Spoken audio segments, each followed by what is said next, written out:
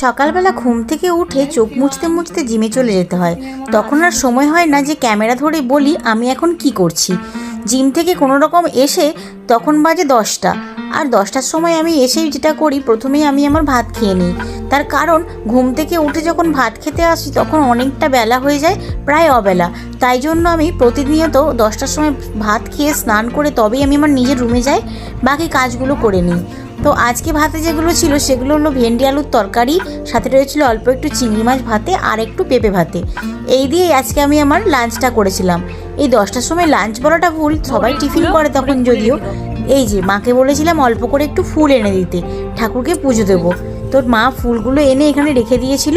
আমি ভাতগুলো খেয়ে বাকি কাজগুলো করে নিয়ে পুজো করে তারপরে উপরে চলে যাব। এই যে মা নিজেকে কেমনভাবে ব্যান্ডেজ করে নিয়েছিল, এইভাবে আমি দেখে খুব হাসছিলাম। কিছুদিন হলো মায়ের স্কিনে প্রবলেম হচ্ছে, তাই জন্যই ওনাকে ডক্টর বলেছে কোনো রকমভাবে রোদ্দুরে যেন স্কিন না দেখা যায়, তাই জন্যই উনি এইভাবে যাচ্ছেন। তারপরে আমি আমার জামা কাপড়গুলো ঠিক করে নিয়েছিলাম আর অল্প করে একটু স্কিন কেয়ার করে নিয়েছিলাম প্রতিদিনের মতোই। স্কিন কেয়ার বলতে ওই যে আমি যেভাবে প্রতিদিন করি, অল্প একটু বেসন সাথে টক দই আর একটু মধু দিয়ে পুরো স্কিনটা কভার করে ব্যাস কিছুক্ষণ জন্য বসেছিলাম, ওই 5 মিনিট আর কি। 5 মিনিট পরে উঠে স্নান করে নিয়েছিলাম। স্নান করার পরে ভেজে জামা কাপড়গুলো ধুয়ে দিচ্ছি। আমি প্রতিদিনের জামা কাপড়গুলো কাচার সময় অল্প করে সার্ফ দিয়ে দিই, তাতে কিন্তু নোংরাটা একটু কম হয়। তারপরে এই প্রদীপ জেলে নিয়ে আমি পুজো করেছিলাম। পুজো হয়ে গেছে, এখন আমি চুল টুল আঁচড়ে নিয়ে রুমে চলে যাব। তার আগে আমার কিছু ডেলি মেডিসিন থাকে যেইগুলো আমাকে খেতে হয়।